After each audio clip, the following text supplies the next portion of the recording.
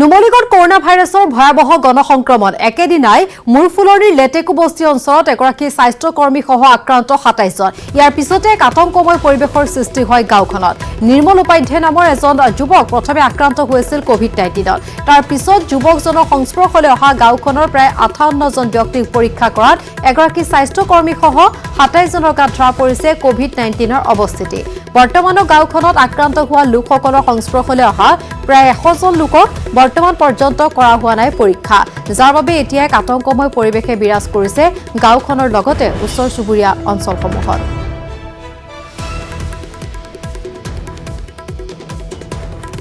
আৰু এখন ৰূপত আগবঢ়াইছো প্ৰণৱ শইকীয়াৰ এক প্ৰতিবেদন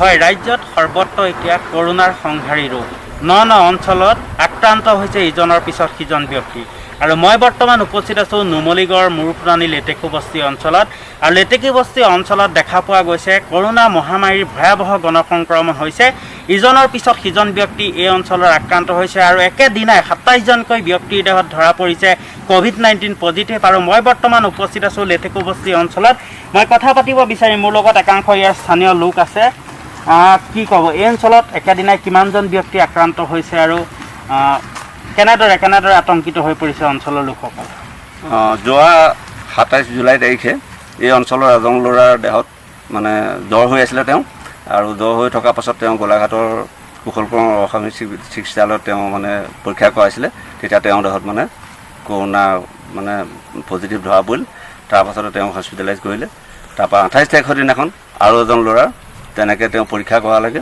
গোলাঘাটতে তেওঁৰ ধৰা পৰিল তাৰ পাছতে স্বাস্থ্য বিভাগে তৎকালীনভাৱে ইয়াত আহি পেলাই পৰীক্ষা কৰাৰ ব্যৱস্থা কৰিলে আৰু যোৱাকালি স্বাস্থ্য বিভাগৰ লোক আহি আমাৰ কৱানী উপখণ্ড বন কাৰ্যালয়ৰ চৌহদতে আপোনাৰ এই অঞ্চলৰ কাষৰীয়া অঞ্চলৰ মানুহখিনিক মানে মাতি আনি স্বাস্থ্য পৰীক্ষা কৰিবলৈ আৰম্ভ কৰিলে তাৰ পাছতে দেখা গ'ল ইয়াত ৫৮ জন ব্যক্তি কালি দিনটোত পৰীক্ষা কৰা হ'ল তাৰ ভিতৰত ২৭ জনৰে পজিটিভ ওলাইছে তেওঁলোকক লৈ গ'ল নেকি আৰু তেওঁলোকক লগে লগে স্বাস্থ্য বিভাগৰ 108 গাড়ী আহি দুখনকৈ গাড়ী আহি কিছু সংখ্যকক লৈ গৈছে গোলাঘাট অসামৰিক চিকিৎসালয়লৈ আৰু কিছু সংখ্যকক নিছে বোলে উৰিয়াংঘাটলৈ আমি সেইটো বুলি গম পাইছোঁ যিহেতু যোৱাকালি ৫৮ জন ব্যক্তিক যি পৰীক্ষা কৰা হ'ল কিন্তু আৰু ব্যক্তি ৰৈ গৈছে নেকি পৰীক্ষা কৰিব আমাৰ সন্দেহ হয় যিহেতুকে এটা পৰিয়ালৰ ধৰি লওক এজন ব্যক্তিৰ দেহত পৰীক্ষা কৰাৰ লগে লগে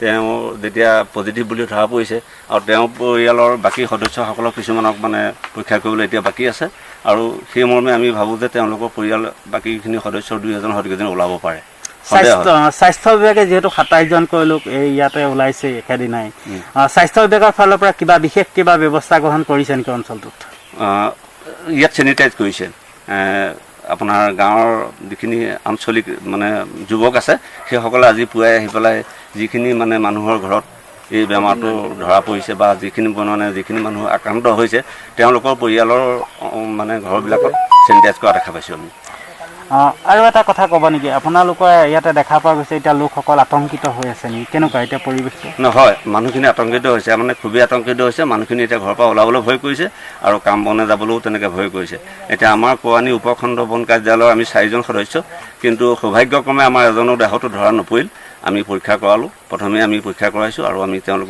মানে স্বাস্থ্য বিভাগক আমি খুব জোৰ দি পেলাই ফোন কৰি মাতি অনাৰ নিচিনাকৈ আমি তেওঁলোক যদিও নিজে আহিছে হ'লেও আমি মানে জোৰ দিছোঁ দি পেলাই আমি ইয়াত মানে পৰীক্ষা কৰাৰ ব্যৱস্থা কৰিছোঁ আৰু সৌভাগ্যক্ৰমে আমি 4জনেই সুস্থ বুলি তেওঁলোকে আমাক মানে হেৰি দৰং জিলাতো হুৰাহুৰে বৃদ্ধি হৈছে কৰোনা আক্ৰান্তৰ সংখ্যা জিলাখনত ১২৭২ জনলৈ বৃদ্ধি হৈছে আক্ৰান্তৰ সংখ্যা মঙলদৈ জিলা কাৰাগাৰত বৰ্তমানলৈ ৬৪ জন কাৰাবন্দী কৰোনাত আক্ৰান্ত লোক আৰু পূৰ্বে আক্ৰান্ত হোৱা ২৫ জন কয়দীৰ লক্ষণ নথকা ১৫ জনক মঙলদৈ কাৰাগাৰৰ ভিতৰৰ চিকিৎসালয়ত আছুতীয়াকৈ ৰখাৰ বিপৰীতে কৰোনা লক্ষণ থকা ১০ জনক কটকটীয়া নিৰাপত্তাৰ মাজত মঙলদৈ অসামৰিক চিকিৎসালয়ত ভৰ্তি কৰোৱা হয় শেহতীয়াকৈ পুনৰ ৩৮ জন মঙলদৈ কাৰাগাৰৰ কয়দী আক্ৰান্ত হোৱা কোভিড-19ৰ ভিতৰত ৩৬ জনক কামৰূপ জিলা গ্ৰাম্যৰ হাজোৰ ওচৰৰ শিঙিমাৰী মডেল হস্পিটেলত কটকটীয়া নিৰাপত্তা বেষ্টনীৰ মাজত ভৰ্তি কৰোৱা হৈছে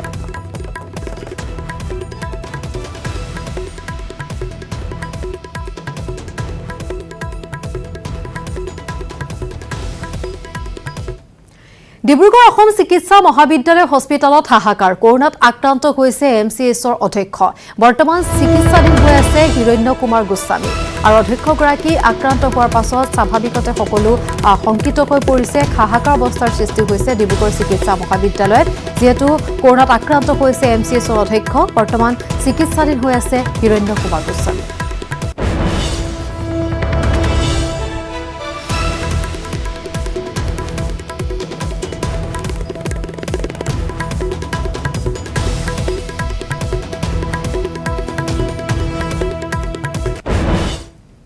শুকুৰবাৰে নিশা ডিব্ৰুগড়ত আবকাৰী অভিযানত জব্দ হৈছে বুজন পৰিমাণৰ অবৈধ সুৰা নিশাৰ ভাগৰ সান্ধ্য আইনৰ সুযোগ লৈ একাংশ মাফিয়াই অবৈধ সুৰাৰ বেহা চলাইছিল ডিব্ৰুগড়ত গোপন সূত্ৰে পোৱা খবৰৰ ভিত্তিত অভিযান চলাই আৰক্ষীয়ে আবকাৰীয়ে জব্দ কৰিছে দমে দমে অবৈধ সুৰা চহৰখনৰ নালিয়াপুল দুৰ্গাবাৰী আৰু গ্ৰেহেম বজাৰকে ধৰি বহু ঠাইত চলোৱা হৈছিল অভিযান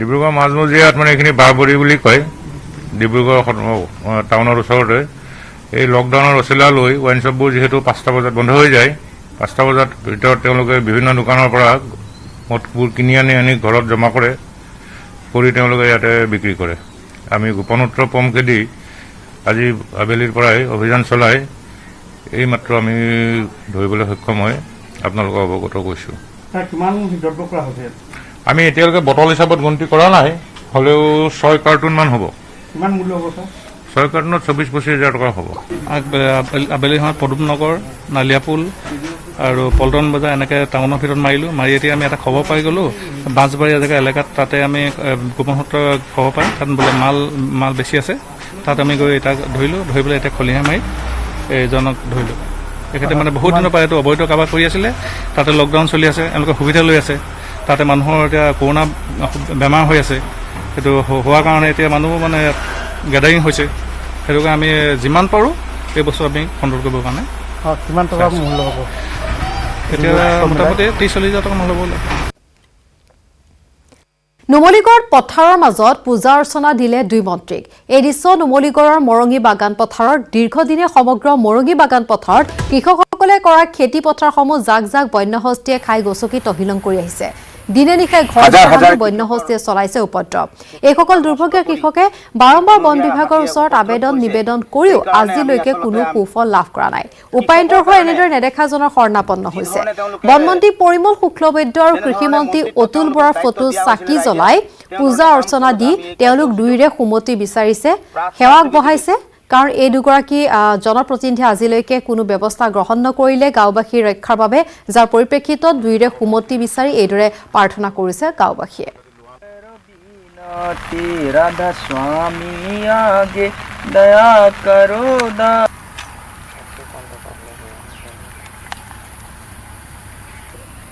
হাজাৰ হাজাৰ কৃষকৰ খেতি পথাৰ নষ্ট কৰি যি বনৰীয়া হাতীয়ে উপদ্ৰৱ কৰিছে সেই কাৰণে আমি আসলতে কৃষকৰ কাৰণে যি ধৰণে তেওঁলোকে যেনে ধৰণে মন্ত্ৰিত্ব তেওঁলোকক দায়িত্ব দিয়া হৈছিল ৰাইজে তেনে ধৰণে কাম চলতে আমি এই কাৰ্যসূচীটো প্ৰাৰ্থনাৰ যোগেদি লৈছোঁ ড্ৰাগছ মাফিয়া বিৰোধী অভিযানত দৰং আৰক্ষীৰ বৃহৎ সফলতা most wanted drugs mafia Inchan Ali সহ আৰক্ষীয়ে গ্ৰেপ্তাৰ কৰিলে আন দুই ড্ৰাগছ বেপাৰীক ধৃত শহীদুল ইছলাম আৰু বক্কৰ ড্ৰাগছ মাফিয়াৰ বিৰুদ্ধে দৰং আৰক্ষীৰ বৃহৎ সফলতা most wanted drugs mafia Inchan Ali সহ আন দুজন ড্ৰাগছ বেপাৰী গ্ৰেপ্তাৰ ড্ৰাগছ মাফিয়া দুটা শহীদুল ইছলাম আৰু বক্কৰ দুইজনকে খাৰুপেটীয়া নগাজানৰ পৰা গ্ৰেপ্তাৰ কৰা হয় দৰং আৰক্ষী অধীক্ষক অমৃত ভূঞাৰ নিৰ্দেশত এক বিশেষ আৰক্ষী দলে ধুলা থানাৰ অন্তৰ্গত গৰাপৰিত নিষিদ্ধ ফেন্সি ডাইলৰ অবৈধ লেনদেন কৰিবলৈ আহোঁতেই এখন বাইকসহ প্ৰায় 100 বটল অবৈধ ফেন্সি ডাইল জব্দ কৰে যোৱাকালি আমাৰ খাৰুপেটীয়া আৰক্ষী ধুলা আৰক্ষী আমাৰ ছিনিয়ৰ অফিচাৰ তত্বাৱধানত প্ৰয়োজনত আমি ধৰা পৰিছে তেখেত ইনচান আলী ইনচানৰ লগত দুজন আৰু আমি ড্ৰাগ পেডলাৰ ধৰিছোঁ আৰু about 100 bottles of cough syrup recover কৰা হৈছে আৰু তেওঁলোকৰ সোধপোছ চলি আছে এতিয়া। উল্লেখ্য যে ড্ৰাগছ ব্যৱসায়ৰ বিৰুদ্ধে অহৰহ অভিযান চলাই দৰং আৰক্ষীয়ে সফলতা লাভ কৰিছে। আৰক্ষীৰ তীক্ষ্ণ দৃষ্টিৰ বাবে দৰঙত ইটোৰ পিছত সিটোৰ ড্ৰাগছ বেপাৰী সম্প্ৰতি জালত পৰিছে আৰক্ষীৰ। খাৰুপেটী আৰক্ষীয়ে এই সংক্ৰান্তত 330/20 নম্বৰে গোচৰ ৰুজু কৰি তদন্ত অব্যাহত ৰাখিছে। মগলৰ পৰা নৱজ্যোতি মহন্তৰ report, news 18 Assam North east.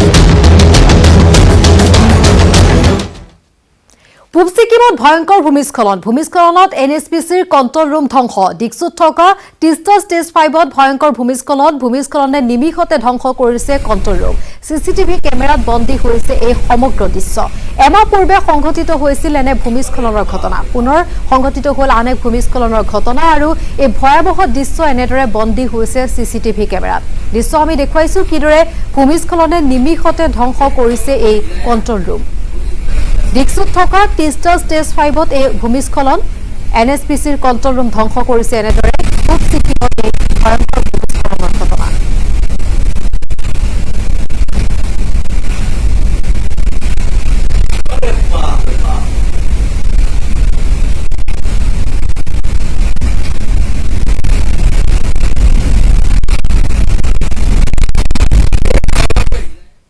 আৰু চিটি 18ৰ শেষ অংশলৈ যোৱাৰ পূৰ্বে পুনৰ সময় খন্তেক বিৰতি। উঠিছো বিৰতিৰ পাছত। আই আৰু মানাহ নৈ বাহনী পানীত বুৰ গ'ল বঙাইগাঁও জিলাৰ অৰ্ধশতাধিক গাঁও।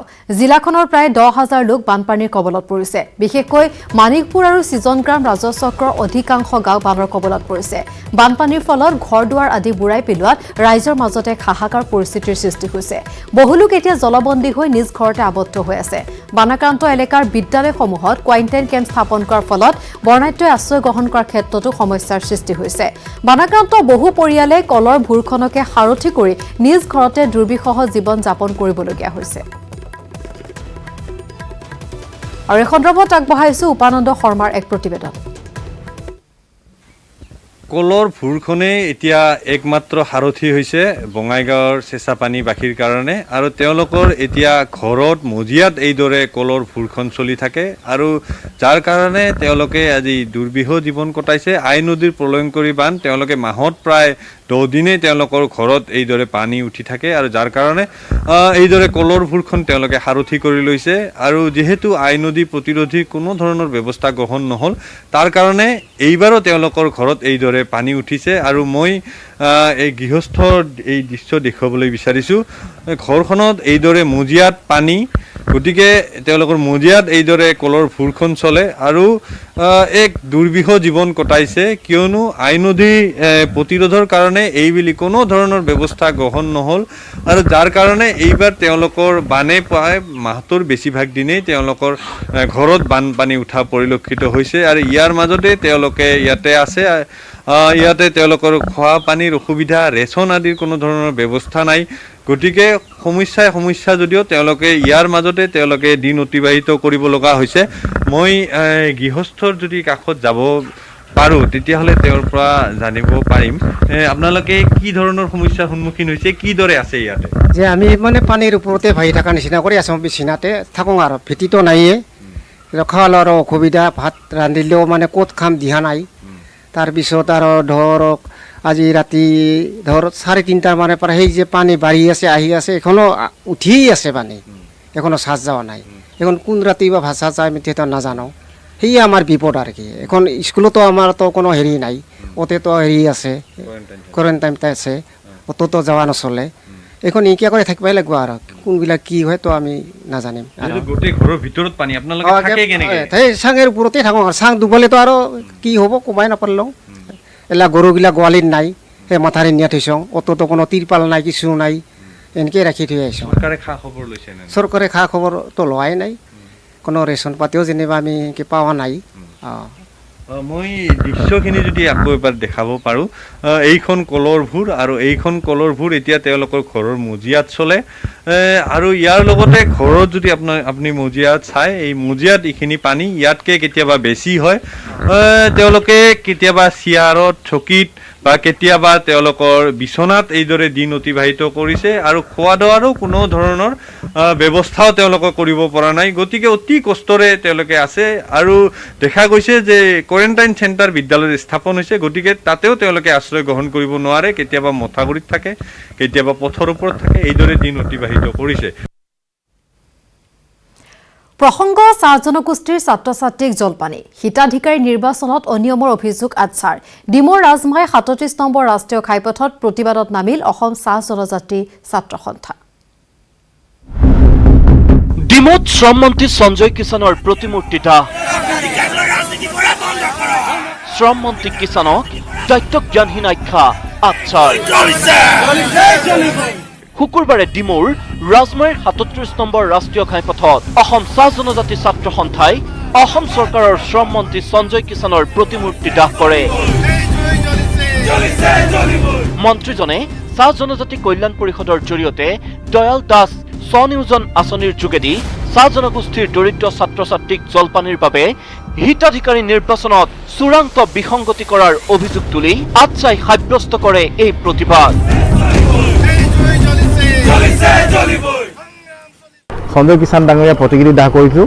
এইকাৰণে কৰিলোঁ, তেখেতে 3বাৰকৈ দাবী জনোৱাৰ পিছতো তেখেতে এখন ছাত্ৰ ছাত্ৰীৰ যিটো জলপানী বৃত্তি, যিটো জলপানী যিটো মানে দিয়ে অসম চৰকাৰৰ দ্বাৰা, সেইখন এখন শুদ্ধ তালিকা দিব নোৱাৰাৰ কাৰণে। অসম চৰকাৰক চাহ জনগোষ্ঠীক প্ৰতিনিধিত্ব কৰা একমাত্ৰ মন্ত্ৰী তথা একালৰ আচ্ছাৰ নেতা সঞ্জয় কিষাণক নিষ্কৰ্মা শ্ৰম মন্ত্ৰী বুলি সম্বোধন কৰি জনগোষ্ঠীটোৰ প্ৰতি মন্ত্ৰীজনৰ কোনো দায়িত্ব নাই বুলি তীব্ৰ সমালোচনা কৰে আচ্ছাই। কল্যাণ পৰিষদৰ ফালৰ পৰা তেওঁলোকে প্ৰকাশ কৰিছে, তাত আমি দেখিবলৈ পাইছোঁ পুনৰ বিসংগতি আছে। আজি সেই বিভাগৰ কৰ্মচাৰী বিষয়া তথা শ্ৰম মন্ত্ৰী ডাঙৰীয়াৰ সেইখন সাম্য জ্ঞান নাই যে মেডিকেলত কি বিভাগ থাকে, বিশ্ববিদ্যালয়ত কি বিভাগ থাকে, সেইখিনি সাম্য জ্ঞান নথকাকৈ তেওঁলোকে এখন তালিকা, বিসংগতিপূৰ্ণ এখন তালিকা প্ৰস্তুত কৰিছে। তাৰ দ্বাৰাই বহুতো মহকুমা, বহুতো জিলাৰ শিক্ষিত যিখিনি ছাত্ৰ ছাত্ৰী আছে, অধ্যয়নৰত অৱস্থাত ছাত্ৰ ছাত্ৰী আছে, তেওঁলোকে বঞ্চিত হৈছে। ডিমৌৰ পৰা কৃষ্ণজ্যোতি ৰাইডঙীয়াৰ report, news 18 Assam North East. BTC নিৰ্বাচনত 40খন আসনৰ 25খনতে জয়ী হ'ব BPF। বিটিচি নিৰ্বাচনত এখনো আসন নাপায় বিজেপিয়ে। ঈদৰ পবিত্ৰ ক্ষণত এই দাবী প্ৰাক্তন বিটিচি প্ৰধান হাগ্ৰামা মহিলাৰীৰ। বিজেপিৰ সৈতে মিত্ৰতাৰ প্ৰসংগতো তাৎপৰ্যপূৰ্ণ মন্তব্য হাগ্ৰামাৰ। দিল্লী আৰু দিছপুৰত বিজেপিৰ সৈতে মিত্ৰতা অক্ষুণ্ণ ৰাখিছে, তাৰ বিপৰীতে বিজেপিয়ে বিটিচিত নিজকে আঁতৰাই ৰাখিছে। বিজেপি অবিহনে নিৰ্বাচনলৈ BPF সাজু হোৱা বুলি তেওঁ মন্তব্য কৰে। ৰাজনীতিটো সেইটোৱে, চৰকাৰে যেতিয়া ইলেকশ্যন কৰে এইটো চৰকাৰৰ কথা, ইলেকশ্যন আহিলেও আমি যিখিনি শিকিম। কৰোণাৰ মাজত কৰাটো উচিত কি ভাবে আপুনি? নাই, কৰোণাটো কেতিয়াও শেষ নহ'ব। চৰকাৰে এটা নিয়ম নীতি কৰি পেলাই নিশ্চয় এটা ইলেকশ্যনটো পাতিব বুলি আমি গম পাইছোঁ। কেতিয়া পাতে সেইটো চৰকাৰৰ কথা। মুঠতে কৰোণা থাকিলেও ইলেকশ্যনটো হ'ব, সেইটো কথা নাই। বিজেপিৰ লগত দিছপুৰত, দিল্লীত মিত্ৰতা আছে, কিন্তু বিটিচি ক্ষেত্ৰত বিজেপিয়ে নিজে কৈ আছে মিত্ৰতা নাই। যদি মিত্ৰতা নাই, আমাৰ ক'ব লগা একো নাই। আমিতো সৰু পাৰ্টি, আমি অকলে যুঁজিম আৰু আমি আৰামত চৰকাৰ বনাব পাৰিম। ধ্বংস কৰাৰ পৰিকল্পনা লৈছে নেকি? এইটোতো আজিৰ কথা নহয়, বহুত আগৰ পৰাই চেষ্টা কৰি আহিছে, কিন্তু আমাক নোৱাৰিব, সেইটোৱে কৈছোঁ। এছেম্বলি ইলেকশ্যনত আগত কংগ্ৰেছেও আমাক এনেকুৱা কৰিছিল, কিন্তু পাৰা নাই। এইবাৰো বিটিচিৰ নিৰ্বাচনত বিজেপিয়ে চেষ্টা কৰিছে, কিন্তু নোৱাৰিব বুলি কৈ আছোঁ। এইফালে কৰোণা, এইফালে পদকঘণ্টা ডাবৰ জাপি দিছে মোৰ ওপৰত। থাকে নাথাকে এইটো পিছৰ কথা, কিন্তু বিটিচি নিৰ্বাচনত বিজেপি নিজে কৈ আছে যে মিত্ৰতা নাথাকিব বুলি। বিটিচি নিৰ্বাচনৰ ক্ষেত্ৰত ইহঁতে ডাঙৰ পাৰ্টি, আমি সৰু পাৰ্টি। বিজেপিৰ কাৰণে মই এৰি দিছোঁ, এজিপিৰ কাৰণে এটা, বিজেপিৰ কাৰণে দুটা। এতিয়া যদি মিত্ৰতা নাই বুলি কয়, তেতিয়াহ'লে বিজেপি দুটাও নিজিকিব। এইটোৱে নিজে বনাই লৈছে, মই বনোৱা নহয়। কঁঠালৰ দৃষ্টি সৰিছে গ্ৰাহকৰ। এলাগী কঁঠালক লৈ লাখপতি হৈছে ব্যৱসায়ী। গাড়ীয়ে গাড়ীয়ে বিক্ৰী হৈছে কঁঠাল, বজাৰৰ চাহিদা বাঢ়িছে কঁঠালৰ।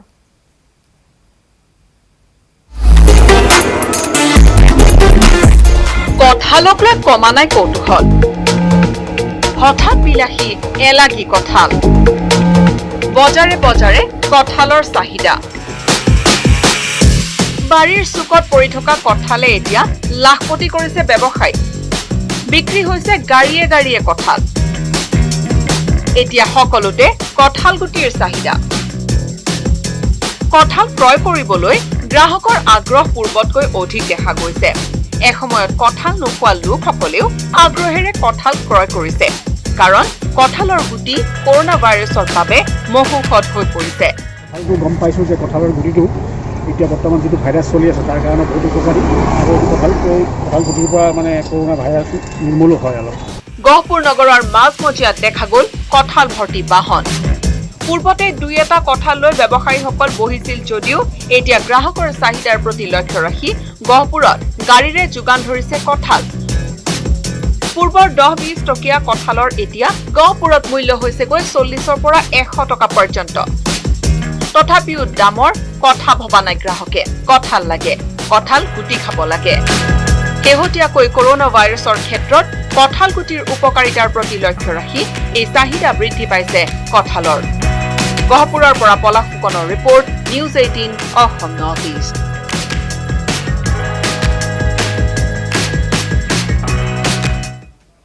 আৰু ইয়াৰ লগতে সময় চিটি 18ৰ পৰা বিদায় লোৱাৰ নমস্কাৰ